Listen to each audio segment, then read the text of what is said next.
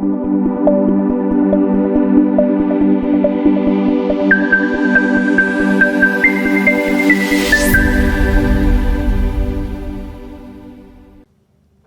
day, colleagues. Welcome to Natural Sciences ATP mediation. In this session, I'm going to present the amendments that have been done to the ATP and what the implications therefore are for our teaching. So firstly, it's important to recognize that the content that we have in ATP is exactly the same content we have in CAPS. Nothing has changed. So what we've changed is simply to remove certain topics, shift some, reduce time, increase time, etc. The textbooks are still relevant, except of course where some topics have been omitted. And in other instances, you might need to have textbooks for the previous grade because that topic is in this grade, even though we tried to minimize as much of that as possible. You also have now allocated time for consolidation, revision, and remediation of 2 weeks. Now let's look at life and living. So the way I'm going to present this is according to knowledge strands so that you can see how the knowledge progresses from grade 7 to 9. And so I'm going to start with life and living and then move on to matter and materials, energy and change, planet Earth and beyond.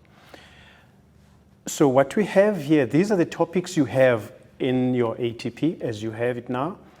And you will just notice that with grade 9, there's some reworking of the topics as you know already from the previous ATPs.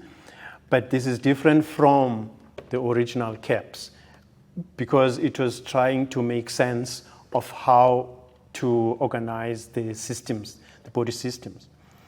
Right, but how have we arrived at this? The important point here is that the topic that was removed, variation, was understood to be quite difficult for learners. Now we understand that this is about genetics, and so decided to remove it and retain other topics such as sexual reproduction and biodiversity, and increase time for the biosphere, because the interactions that happen in the biosphere are quite important, and that's why we decided to increase time with them. Then the topics in grade 8 have just been retained as they are: photosynthesis and respiration, interactions and interdependence within the environment, and microorganisms. Now, you'll remember with microorganisms that we have a number of diseases, and those diseases come through microorganisms. But we have also microorganisms that are beneficial for our purposes.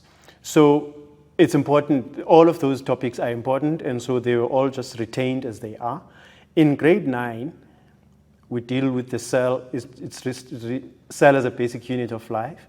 It was restructured so that there's more understanding around it. Human systems, body systems is exactly the kinds of changes I had alluded to earlier, that they have been reorganized so that they make sense in the way.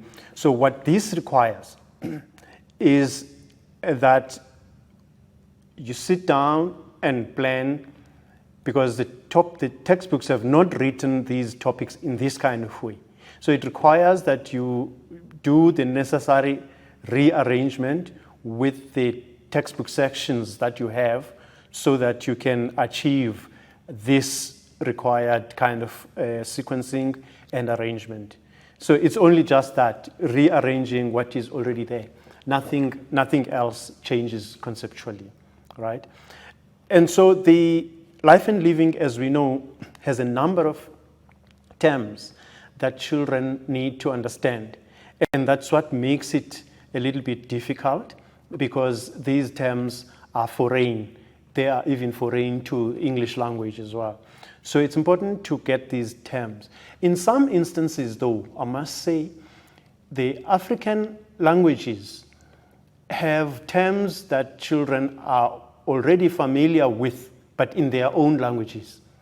So children, for instance, can tell you some parts of the bodies of animals that we have in English only, but children who know these parts because they are used to slaughtering, etc., they've got these animals at home, can actually be given an opportunity to say what those parts are in their own language. And so this comes to the end of Life and Living, and so we will deal with matter and materials next after the break.